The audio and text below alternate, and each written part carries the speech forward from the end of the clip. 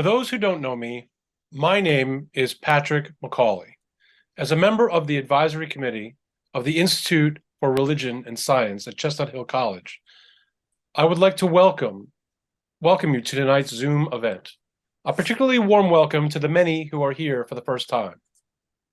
The Institute for Religion and Science was established 12 years ago to promote the constructive engagement of religion spirituality with science and technology, and to encourage a dialogue that is interfaith, multi-science, and civil. To this end, we sponsor lectures, a reading circle, and other events. Do check our website for resources, particularly for past videos and for our blog. Also, be sure that you sign up for our mailing lists, which can help you stay up on all the new events that come through our program. I would also like to mention that tonight's lecture is the third in a three-part series. And the earlier lectures involving Philip Hefner and Noreen Hertzfeld will be available for any who would like to see them. Finally, our day will flow in the following way. First, Sister Kathy Duffy will introduce our speaker. After the lecture, we will move into breakout rooms for small group discussion. I would also like to remind you to write questions in the chat so that the speaker can respond to them in appropriate order. All right, Sister Kathy Duffy. Thank you, Patrick. So it's my pleasure this evening to introduce to you our speaker, Dr. Anna Forst. Dr. Forst holds a PhD in theology from the University of Bochum in Germany, as well as undergraduate degrees in philosophy and computer science. She's currently professor of computer science and the program chair, as well as director of the individualized major program at St. Bonaventure University in Olean, New York. During her time as a postdoctoral fellow at MIT in artificial intelligence and robotics, she served as the theological advisor for the COG and Kismet projects at the MIT Artificial Intelligence Laboratory. These were among the very first hominoid projects in the world. So she really has been involved in this for a long time, since its beginning, which isn't that long compared to the length of the universe. But certainly as far as AI goes.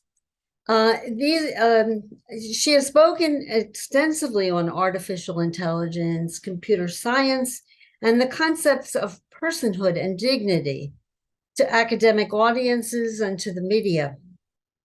As a robotics theologian, her work has captured much media attention. She is a contributing editor to Spirituality and Health and consults for the National Public Radio. She has also appeared in the New York Times, the Boston Globe, and Science. Anna continues to ask questions regarding religious and ethical issues involved in artificial intelligence and robotics, including hacking and cybernetics ethics. Her latest book, entitled Cybersecurity and Hacking Ethics, was published last year. Although I met Anna some years ago at a conference where she demonstrated her work with COG, Michelle and I also had the wonderful opportunity to hear Anna last June at a conference at Penn. So we knew then that we wanted Anna to come to be with us here at the Institute. So please join me in welcoming Dr. Anna Forst to the Institute for Religion and Science.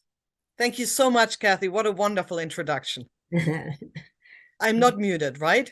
You can hear me. Yes, we can hear you, right? Okay, then let me share my screen and let's start the slideshow. So my question that I'm going to try to ask today is, can AI systems be persons? And in order for answering that question, we have to first ask, what is AI? So one definition of AI, which is very common among AI researchers, is when it works, it's not AI. because there is really no fully functional AI around. We see that later with ChatGPT. But the more serious definition is artificial intelligence is the attempt to let a computer do things for which we intuitively believe intelligence is necessary. That is a very vague definition, but the best there is. And what is interesting is that there are two different camps in AI and two different paradigms how to achieve letting a computer do something for which we intuit that intelligence is necessary. The first approach is with big data. A computer can go way through tons and tons and tons of data in a very short amount of time. This is how computers are able to play chess. And this is also how we came about to have ChatGPT and the newest GPT-4 that are natural language models that can interact with you in a very natural way, can produce language, can generate essays, can generate poetry. I had ChatGPT today write a poem about death. It wasn't a very good poem, but nonetheless. And so this is the first approach to artificial intelligence, which is big data. The second approach to artificial intelligence is social intelligence. Here we have autonomous robots that through actuators and sensors interact with the real world. And what I try to convince you of today is that those social robots might become persons at some point, while big data never will. Because what we have here is two different kinds of understandings of humankind. With big data, our understanding of humankind is that humans are all thought and data retrieval. With social intelligence with autonomous robots, we believe that the intelligence of human beings is to survive. And that, I believe, is the more appropriate understanding of humans. So before we go into it, let's just talk about how we actually treat artificial intelligence. And the first thing is that we actually anthropomorphize AI, because we anthropomorphize everything. We, for instance, anthropomorphize God. We have metaphors like shepherd, king, judge. God holds us on her breast. God holds us under her wings. Those are metaphors from the Psalms. So we anthropomorphize God because we cannot understand God without anthropomorphizing. Children anthropomorphize everything because that is what we are trained to do. From birth on, everything we interact with at the beginning is human. So anthropomorphizing is natural, it's automatic, and it's easy. And most AI seduces actually people to anthropomorphize. So for instance, there's this beautiful experiment that they did where they put 8 people and 16 people and 16 screens in one room. 8 people wore blue arm badges, 8 people wore green arm badges, 8 monitors were blue, 8 monitors were green. And they played interactive games. And after a while, the people who wore blue arm badges felt more solidarity with the computers with the blue screens than with the humans, than with the green screens. So there's definitely an anthropomorphizing going on. My actually favorite experiment was where they invited people to judge a teaching program. The teaching program was deliberately really bad. And so they first tested the program, and then the computer on which they had tested the program would do an evaluation. How was my program? What did it go? And the people were all positive. Then they were led into a different room and asked by do an evaluation with a different computer. How was that computer? How was the learning program? They were still fairly positive, but slightly more negative. And then a person with a pen and paper asked them, so how was that robot's performance, this computer's performance? And everyone said, oh my God, this is such a lousy program. So without noticing it, they had first didn't want to hurt the computer's feelings. And then they even assumed some sort of solidarity between the first computer and the second computer. In other words, we anthropomorphize, and we anthropomorphize computers. Mhm. So what do we have as AI today? Most famous are ChatGPT, and just last week GPT-4 came out, which is advanced to ChatGPT. those generate sentences, and you can interact with them. It's quite remarkable in higher ed and in education in general. We are quite afraid of ChatGPT because it allows cheating, because it can write essays very well. But both have no real intelligence. What they have is the knowledge of the web, and they simulate intelligence, and they depend on our tendency to anthropomorphize. And despite many discussions, there is really no attempt to assign them personhood or dignity yet. So when would AI be a person? Well, first of all, it would need general intelligence. Now, ChatGPT and GPT-4 have general intelligence. What do I mean with general intelligence? It means that those people that those computers are not specialized in one specific area. Take a chess computer. We believe that a chess computer is smart with regarding to chess, but you cannot talk with a chess computer about poetry. That would require general intelligence. So we would assign AI personhood when it had general intelligence, when it had some sort of self-awareness, when it was autonomous, so it created reactions autonomously, and if it could interact with natural environment. In other words, such an AI would have to be created in our image. It would have to have human-like intelligence. It would have natural interactions with us, and would make us empathetic without cheating. In other words, the anthropomorphization would be much more justified than it is with ChatGPT. And so the question is, are there machines like this outside of sci-fi? And the clear answer is no. There aren't such machines outside of sci-fi. However, we have to be honest, that is not yet. We might eventually reach that point. But I think what is more crucial, again, when we go back to this list of conditions that would AI have to be fulfilled in order to be called a person, we have to say that there are quite a bit of humankind who don't fulfill this criteria. There are people who don't have general intelligence. There are people who cannot interact with other human beings. There are people who cannot interact with their environments. In other words, those conditions are tricky if we want to assign all humans personhood. Then we cannot use such conditions. So let's just talk about humans for a second. The most important thing about humans is that we are embodied. And that expresses itself in several ways. First of all, emotions are a prerequisite for conditions. Rational thought cannot happen if we don't have emotions. And if our emotional system is in some way harmed, we process emotions in the frontal lobes of our brain. And when the frontal lobes are damaged, people also cannot make rational decisions anymore. So that's a very interesting thing. Cognition depends on bodily reality. I think differently from my cat because my cat walks on four legs while I'll walk on two. I'm a carnivore. I'm an omnivore. My cat is a carnivore. So we have, just from our bodily reality, we have different perspectives and therefore different kinds of cognition.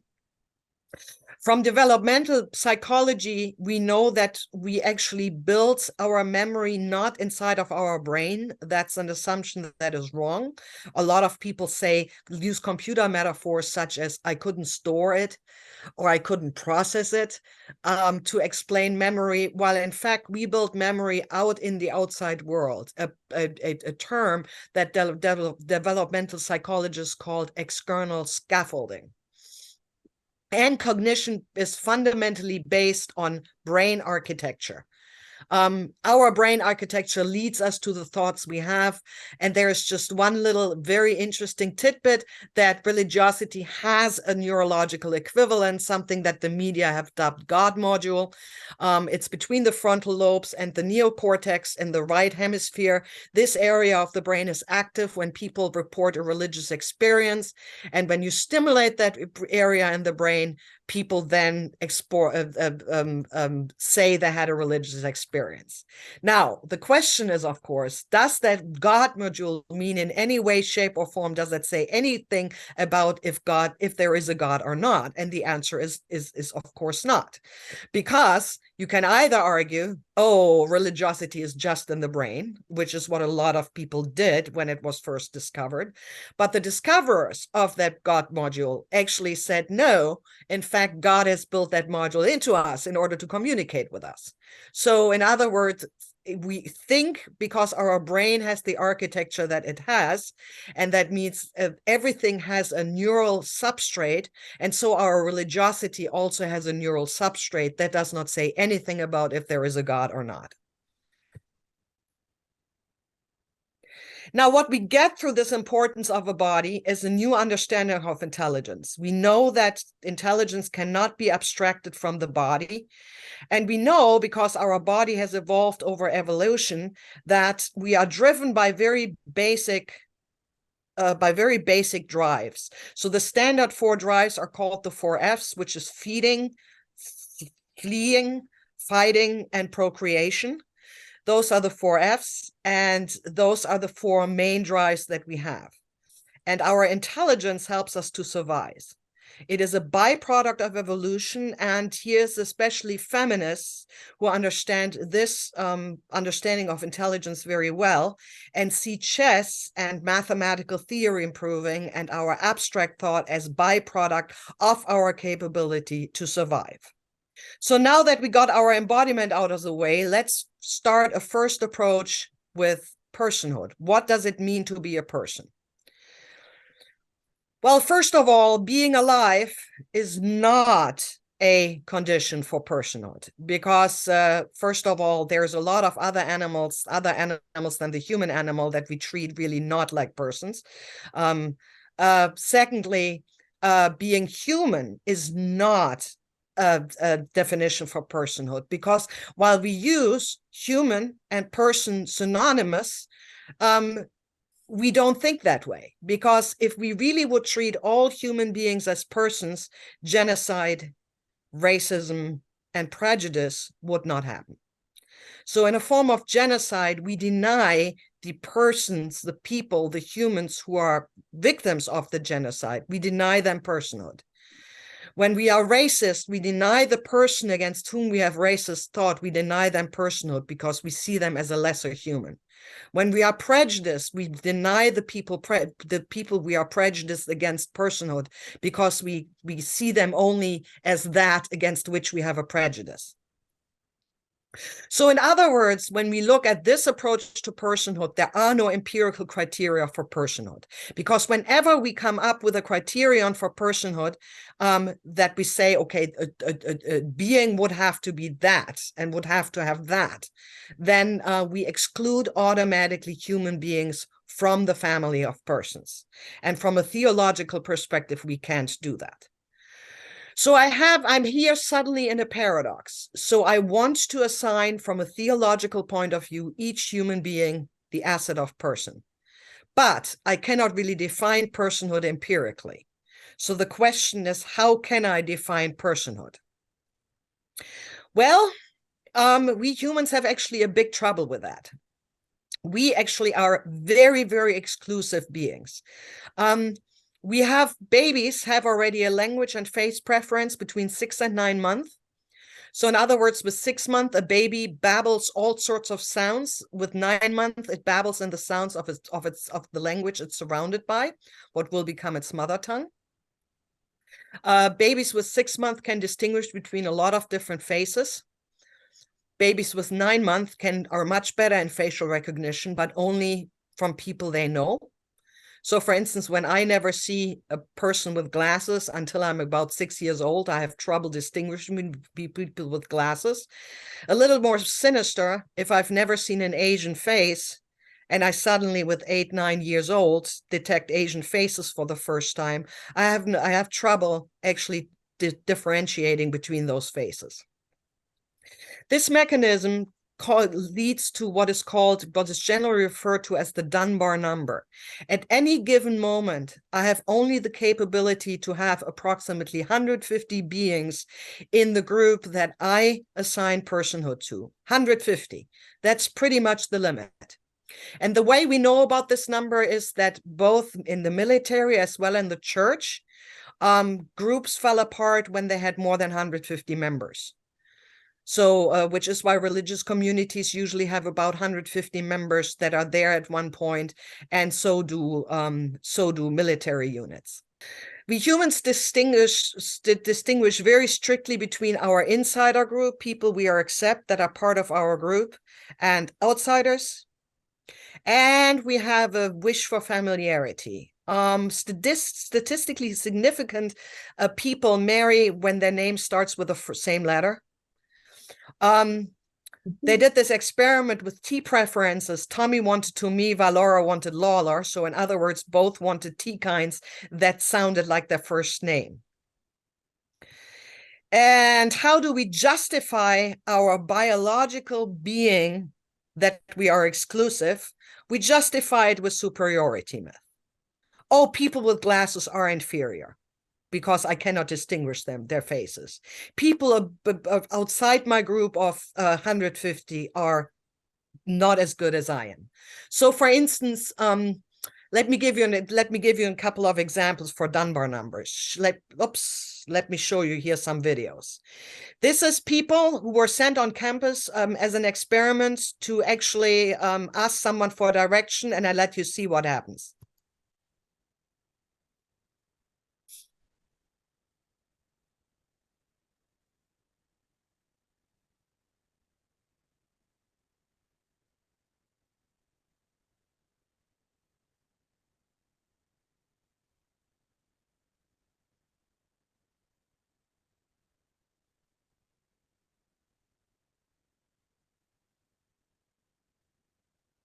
And if you believe that that was a coincidence, that the professorial type who gave directions didn't recognize that someone else was actually popping behind the door, that the person whom he gave directions to was entirely different, let me show you the other one.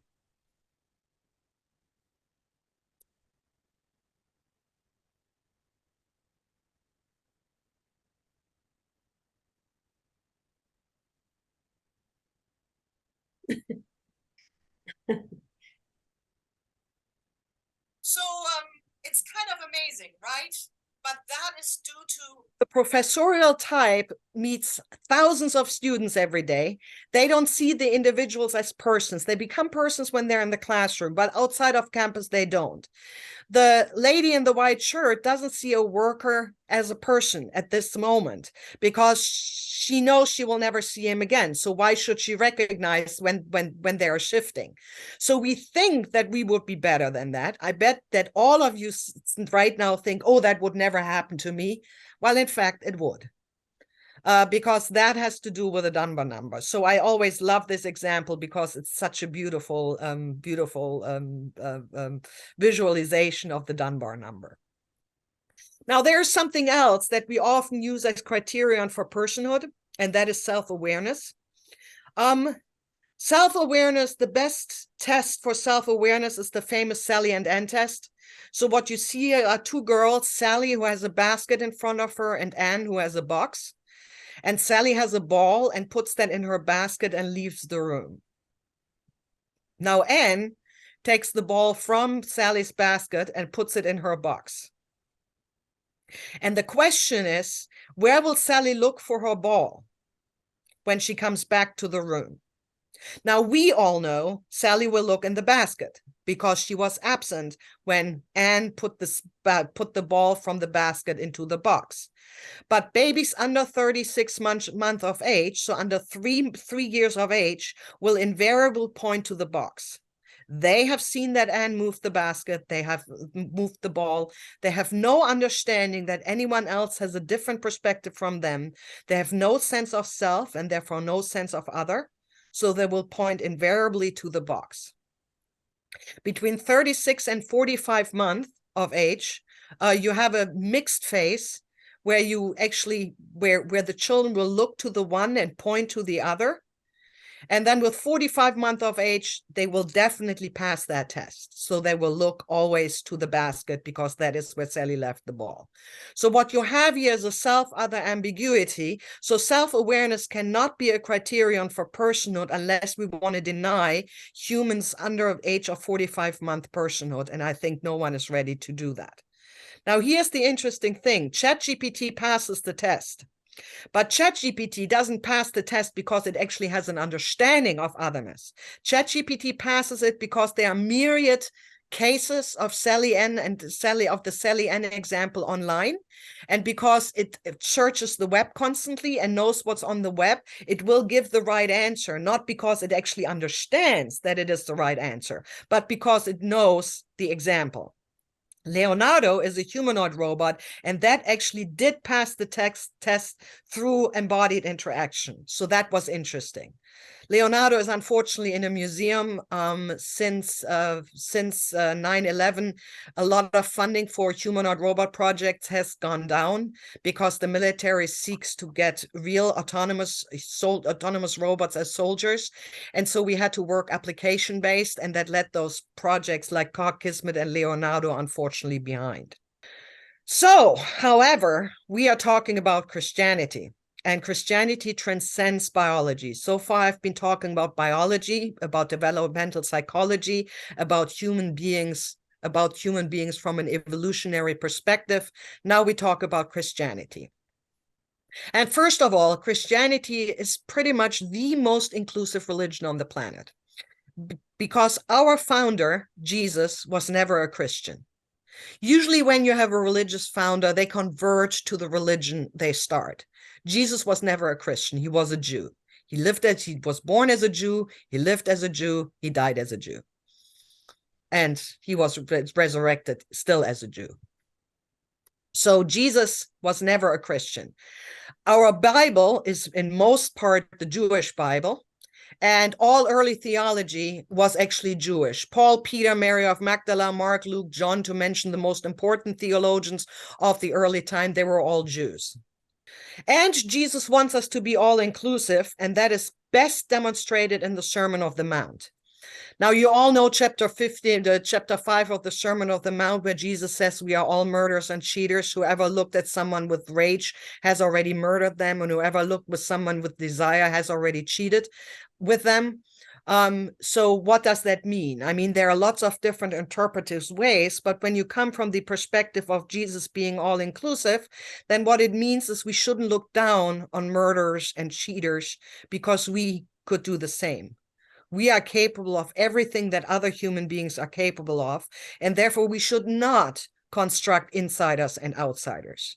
And that is best expressed in the commandment, love your enemies. So Jesus does not only say love your neighbors, no, love your enemies. And the love here is not just a, not a warm, cozy feeling. The love here is agape or agape, however it is pronounced. It is empathy, the capability to put yourself into someone else's shoes. And what Jesus does with us in the Sermon on the Mount, Jesus wants us to try to have empathy with every human being, no matter who they are, no matter what they do. This is closely related to the Imago Dei. The Imago Dei, the image of God, that humans are created in the image of God.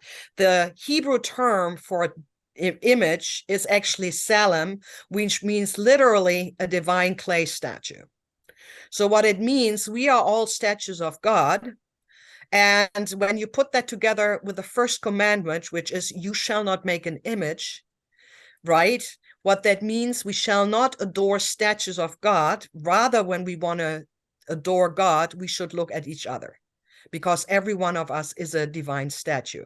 And the Bible is pretty clear. Both male and female are divine statues, right? So there is no distinction that only a small group of human beings are divine statue. Every human being, no matter what, is a divine statue. So the Imago Dei is a relational concept. God has chosen us as partners. And that is actually interesting because in the creation story, in the first creation story in Genesis 1, after each act of creation, there is a kitov, and it was good. After the creation of humans, there is no Kitov. And in Jewish mysticism, this is usually interpreted as humans are not good. They are part of something very good, but they are not themselves good. So let's just think about that anymore. Part of it is because we are so exclusive. We are not good. But it's also that we are nothing special. Humans depend on God-given food like all other animals. Humans have to die like all other animals. So the only reason that gives us specialness, the only reason why we are special is because God has chosen us. It is not because of empirical qualities. When we now go back to our social robots, what we will recognize is that these robots have been built in our image. They are not capable very well of abstraction, but they are very good at survival. And survival is actually much, much harder to build than abstraction. Deep Blue beat the then reigning world champion in chess, Garry Kasparov, in 1997. But it took us until 2005 to create a robot that actually is able to put butter on a piece of bread. If that sounds astonishing, is because we learn to put butter on a piece of bread from the time we are infants. But when you think about it, it's actually really hard. First of all, you have to coordinate your hand that holds the knife with the hand that holds the bread. Then you have to kind of dig your hand into your knife into the butter. Then you have to sense how hard the butter is. And then you have to put it exactly with enough pressure so that it spreads, but not with too much pressure so that the bread will be falling apart. So it actually takes enormous intelligence to put butter on a piece of bread.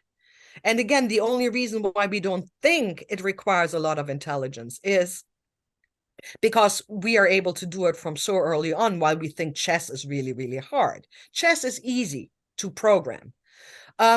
So in other words, autonomous robots are much harder to build than ChatGPT or chess. They are embedded in the world through a lot of sensors, and they actually share social signals. They share attention. So when someone looks at something, another one does. They do turn taking. So they actually interact with one another. They do voice melodies. So they react to prohibition. No, you don't do that. They react to command, do that and not that. They react to invitation, shall we go for a walk?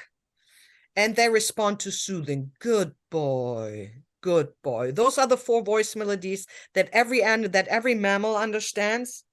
And so those are the 4 voice melodies that actually robots can understand. They have facial expressions and they make eye contact.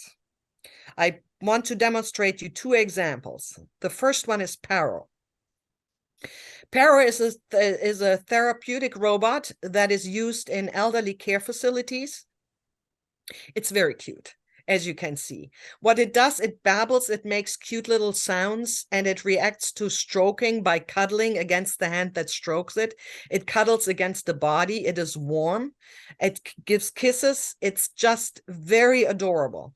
And what is actually interesting is that Paro reduces stress in patients and caregivers, and it motivates patients more to interact with one another, which is actually quite interesting. So patients who interact with Paro are more willing to interact with other social beings, and it improves socialization, especially in people with dementia. So the people with dementia improve a lot when they interact with Paro.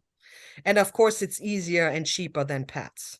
Now, a society, of course, has to ask itself, here speaks the ethicist, if we really want to have robots taking care of the elderly. But since right now, a lot of people in elderly care facilities are very alone, I much rather they have Paro than no one. Another robot I would like to demonstrate is Kismet. I like you, Kismet. You're a pretty funny person. Now, just so that you know, Kismet just babbles. Rich, the guy, his name is Rich, he actually talks in sentences, but Kismet just babbles. Kismet just makes sound. Do you laugh at all? I laugh a lot. Carol says I laugh a lot. I try not to laugh at her.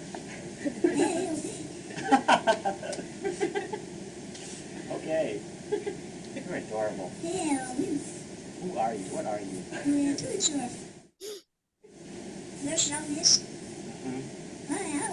See how it makes eye contact? It follows him with its eye. Dude, I want to show you something. Kid, this is a watch that my girlfriend gave me. Yeah, look, it's got This is shared attention, where Kismet actually shares the attention. It looks with rich points. Let's see that again. this is a watch that my girlfriend gave me.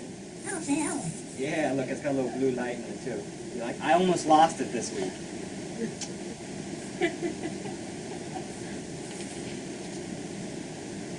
How are you? You know what it's like to lose something? You are amazing.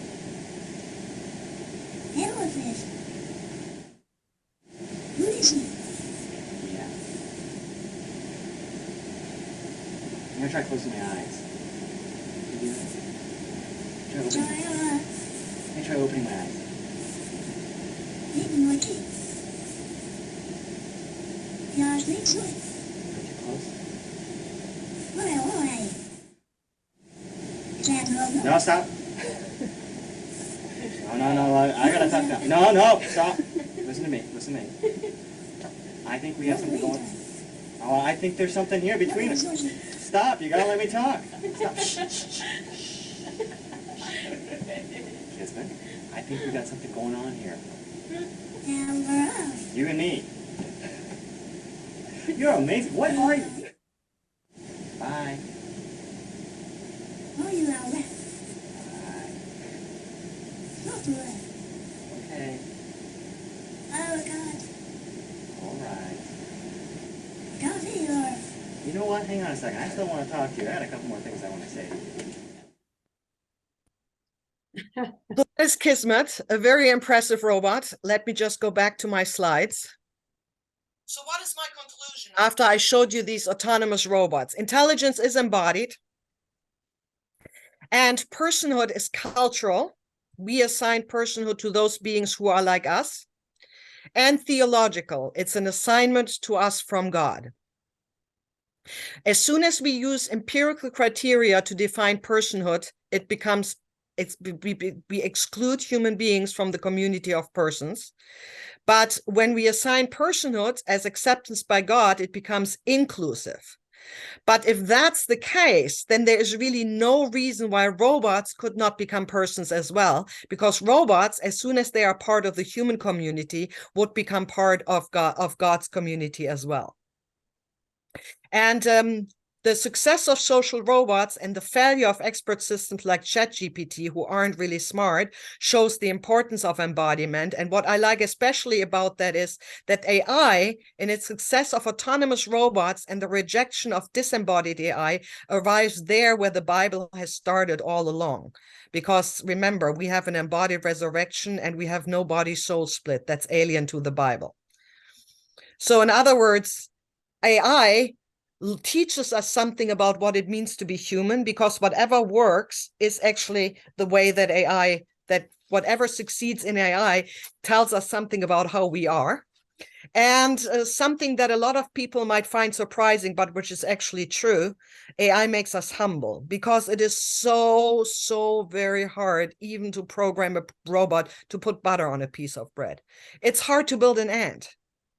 So in a way, AI also shows us how wonderful we are created. And with this beautiful quote from Psalm 139, I leave you.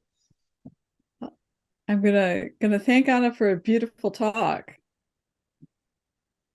Wonderful. And I'm going to send us all into breakout rooms to talk about this. And All right, I'm going to welcome everyone back, and again thank Anna for a wonderful and really thought-provoking talk. And if people have questions, now's your moment to put them in the chat. And maybe I'll get us started. So you look at these, robots that are used to care for the elderly, and you had a moment where you said the ethicist in you, worries about these a little bit. Could you expand a bit on that? Well, thank you. Yes, the thing is that I'm worried that we basically give over the care of the elderly to robots, because Japan, I mean, all Western, all so-called Western, all industrialized nations are currently overaging. So we have a continuously aging population. So the percentage of elderly people is much higher than younger people, and it's getting only worse with life expectancy, et cetera, et cetera. And so Japan, the US, and also my home country, Germany, they've solved that problem through immigration, right? By immigrating, by letting a lot of younger people in, we basically make artificially the population younger, which is great. Japan doesn't do that because Japan is a very exclusive society. And so they plan to actually have all elderly care done by robots. And I find that sad because the society has to ask itself, to what extent does it value the elderly? And so when we use Paro, which was also developed in Japan, I mean, I think it's great because the elderly folks are much happier with Paro. So that is all for the good. But at the same time, isn't that sad that we don't have enough human beings who take care of the elderly? Yeah. And it's about relationship. You know, can the robot be relating in the same way? So, well, since we are anthropomorphizing, yes, it can, right? Yeah, this is true. I mean, we anthropomorphize so much without even realizing it, that it's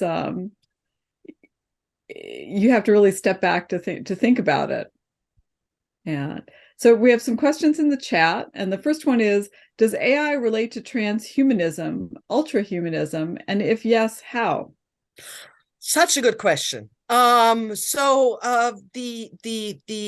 embodied AI is absolutely diametrically opposed to transhumanism, because we believe that intelligence is embedded, is embodied and embedded in the world. So the whole idea of downloading the brain and having it run on a different hardware is just completely inconceivable, because the body is the key of intelligence. But with ChatGPT and other technologies, yes, they absolutely believe that that whatever intelligent substrate is running on the hardware can be downloaded onto a different machine. The classical example is that a version of ChatGPT is now serving Bing, the search engine of Microsoft. So yes, that absolutely is a connection. So in other words, it depends on what understanding of intelligence and what understanding of human intelligence you have. If it is embodied, then transhumanism is out. If you believe it's abstracted, it has nothing to do with the body, then transhumanism is in. Yeah. Could AI be considered persons as beings to which we owe care? Do we have a responsibility to AI as persons? Again, I would argue not yet. And certainly never to intelligences like ChatGPT, because they are just too abstract.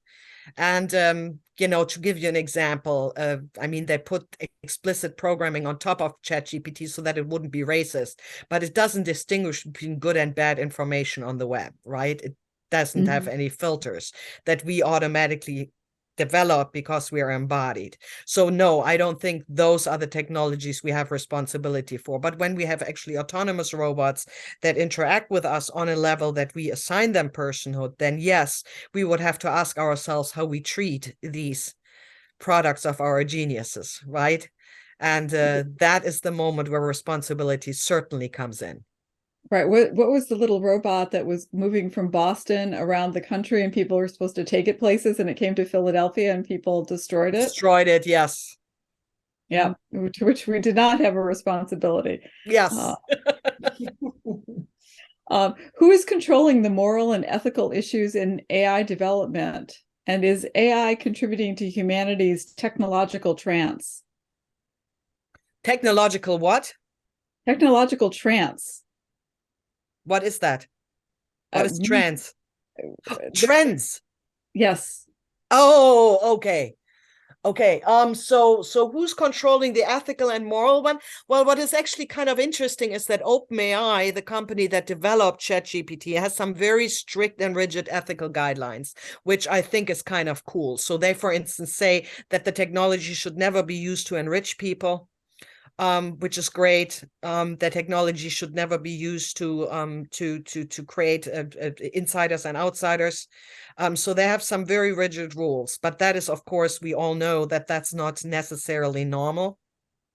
I do think who ultimately controls this is all of us. I mean, of course, there are researchers like me who specialize in it, but there are also, I think, ultimately the whole public has to educate itself and therefore has to take the moral and ethical responsibility, because we have to make sure that we stand up against technologies that are not in our best interest and fight those, and have to create a public dialogue. If we just put our hand in the sand and don't want to have anything to do with those technologies, that's not the right way of doing it. Yeah, I mean, we all have a responsibility to think about these things, but I think, yes, and but I think people sometimes want to, defer to either the technology or to the ethics without, having their own kind of sense of what does this mean. Another question: can we have a relationship with a robot? I seem to have a relationship with my car. I talk to her, she has a name, I've assigned her a gender, and so might AI robots have a role in medical care that includes relationship? Yes, absolutely. And I mean, again, because of our universal sense of anthropomorphizing, we definitely can have a relationship with a robot. The question is, can the robot have a relationship back? And we are currently not there yet. So we currently, for instance, Kismet, as smart as Kismet is, it cannot distinguish between different human beings. It doesn't have personal relationships. So it doesn't know who is actually talking to it. It doesn't know that it's Rich and that's Cynthia and that's Anna who are talking to it. So I think that would have to be established, that the robot can actually distinguish between different people and have different relationships with them. That would be a condition for actually the robot having a relationship with us.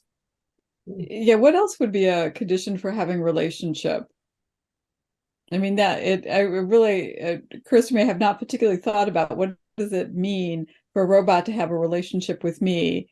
That means that somehow I'm different from the next person that comes up and asks us a question. Are there other things that we should think about when we think about what it means to have a relationship with or for the robot to have a relationship with us? Well, again, I'm thinking about the not conscious 3-year-old, right? Yeah. And I think that is the relationship that the not conscious 3-year-old has with us. It can distinguish between, she or he can distinguish between different people, has different relationships with different people, but is not aware of it. Right. So different reactions and different behaviors with different people. Exactly. Yes. Yeah. So that might be a way to think about it. Is humanity's obsession with AI, does it have the unconscious goal of creating an all-knowing parent, a God substitute to make all our decisions? That's an interesting question. Again, when it comes to abstract AI, the knowledge-based AI, I would argue there is certainly a certain God complex there. But when it comes to autonomous robots, I don't think we are seeking to build something that is better than us. I mean, first of all, we are desperately trying to build something that is as good as I mentioned the ant before. I was not kidding. Is as good as interacting with the world as an ant is. So so I don't think that is necessarily motivation. It really depends on what camp of AI you are in. And I'm very clear about that. You have to distinguish those two camps, because the motivations in both are different. The technology in both is different. The way what the AIs can do is different. So you have to distinguish that. Right. I'm thinking about sort of, the exhaustion of decision making. Can one offload something like that to AI that's different from being a God substitute? So I'm thinking about, every week I have to figure out what we're going to have for dinner for 7 nights, and I'm happy to outsource that within some reason. But isn't that cool? I mean, the whole idea of a smart fridge, I'm at my work and I can exactly know what I have in the fridge, go and buy something, and my fridge tells me what to make for dinner. I mean, that's perfect. Right. I Yeah. think no, a we lot got of, down to that. yeah, a lot of trivial decisions will actually be given to AI, and I think that's all good. Yeah, no, I'm trying to now come up with a list of things I could get, AI to do for me and take some of that decision out of my hands. Unless AI develops consciousness, would that not make treatment of it moot? It doesn't have consciousness yet, so we don't need to worry about it, I think might be the subtext to that question. But again, I would argue that children don't have consciousness, right? And so children under the age of 40 months don't have self-awareness. So I would have a really hard time with not assigning them personhood. And I would have a really hard time, even though they don't have moral agency, to not treat them with moral agency. Again,